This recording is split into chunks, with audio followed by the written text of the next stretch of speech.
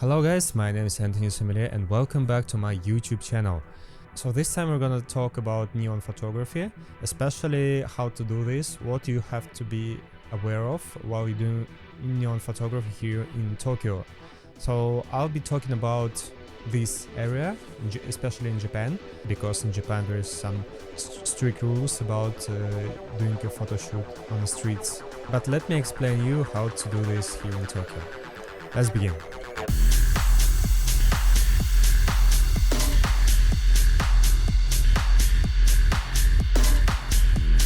First thing you need to do is to find a model. The most crucial thing in the photography, especially in the portrait photography, it's a model, it's a subject that you actually taking picture of. For the neon photography, I'd like to find the models that has unusual look, have tattoos, maybe piercing, maybe some specific body and specific clothes they're wearing.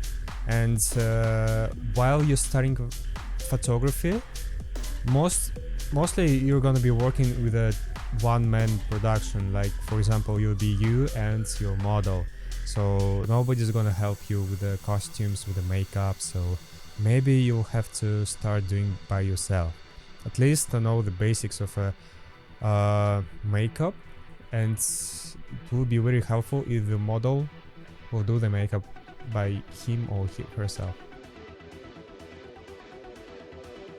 So for this photo shoot we found a really interesting guy and we wanted to find a specific location for our model. In Tokyo there is not so many places where you can shoot without any problem, especially if you draw so many attention from people around. So preferably you'll find a location that won't be so noticeable for the people.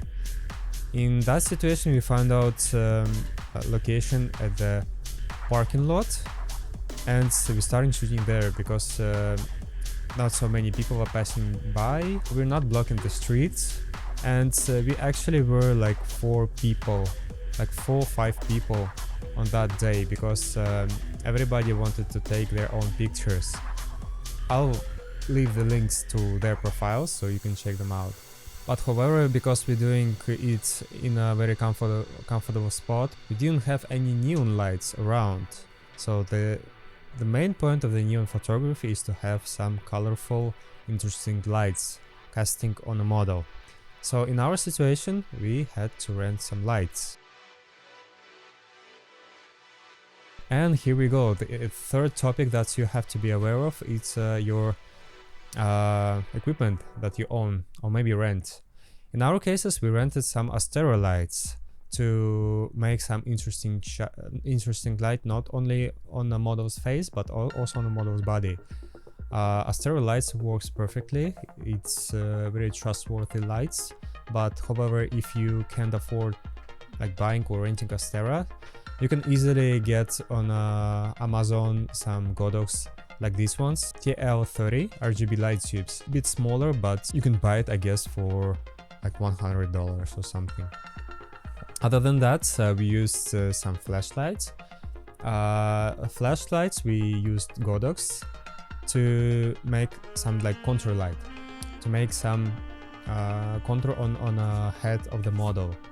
In our situation it went very well because we also asked the model to smoke a bit. Other than that, it made a very nice lines on his head and his shoulders. I'm shooting on Alpha Sony 3, but I mostly shoot video, so I use my Canon lenses. In that situation I use some adapter to adapt my 50mm lens for my Sony camera. I'm using 50mm lens because it's very wide open. It has aperture 1.4 and it works very well with the full frame cameras. So I'm fully satisfied with this lens on neon light photography. But last but not the least, you have to have a trustworthy team, because you can't do it all by yourself. You can't do photography, videography, filmmaking all by yourself. You need assistance, preferably if somebody who gonna help you to move the lights help with the lenses, maybe shoot behind the scenes. In our situation, we shot behind the scenes of each other. It was a win-win for all of us. Alright guys, that's it for today. That was a quick tip how to shoot neon style photography. So if you enjoy these kind of like small tutorials, let me know and leave a comment down below, and I'll see you in the next episode.